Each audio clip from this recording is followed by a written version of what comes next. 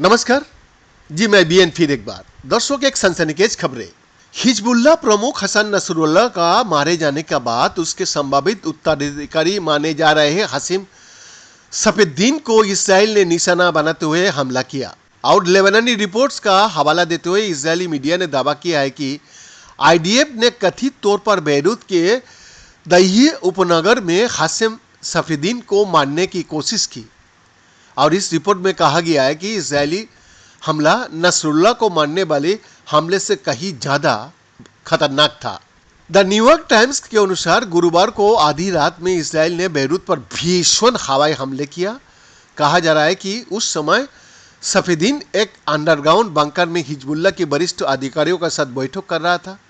Israel द्वारा Nasrallah को मारे जाने के बाद से ये इस क्षेत्र में की गई सबसे भीषण बमबारी में से एक थी। 3 इजरायली अधिकारियों ने द न्यूयॉर्क टाइम्स को बताया कि हमले में सफेद्दीन सहित हिजबुल्लाह के प्रमुख नेताओं की एक बैठक को निशाना बनाया गया है। हालांकि इसे लेकर इजरायली रक्षा बल यानी कि आईडीएफ या लेबनान में हिजबुल्लाह की ओर से कोई आधिकारिक बयान सामने नहीं आया।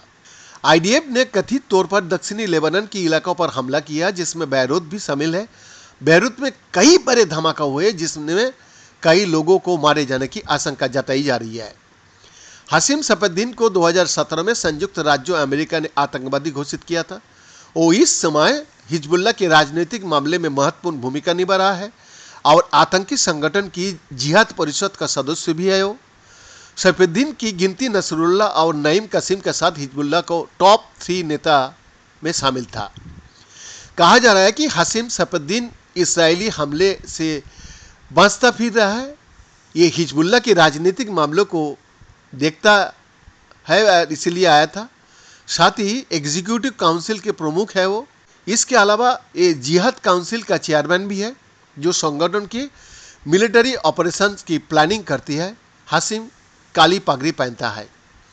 हाशिम खुद को पैगंबर मोहम्मद का वंशज बताता है, लेकिन यूएस स्टेट डिपार्टमेंट ने 2017 में इसे आतंकवादी घोषित कर दिया था क्योंकि इसने इसराइल के खिलाफ बड़ी जंग तब शुरू की थी जब इसराइल ने हिजबुल्लाह के सीनियर कमांडर को मार दिया था।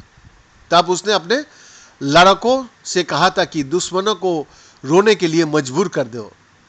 इराक के नजफ और ईरान के कोम के धार्मिक केंद्रों में शिक्षा प्राप्त करने वाला सैफुद्दीन 1994 में लेबनान वापस आ गया था और जल्द ही हिजबुल्लाह के रैंक में टॉप पर चला गया। 1995 में समूह के सर्वोच्च निर्णय लेने वाली संस्था मजलिस अल शूरा में वो शामिल हो गया था।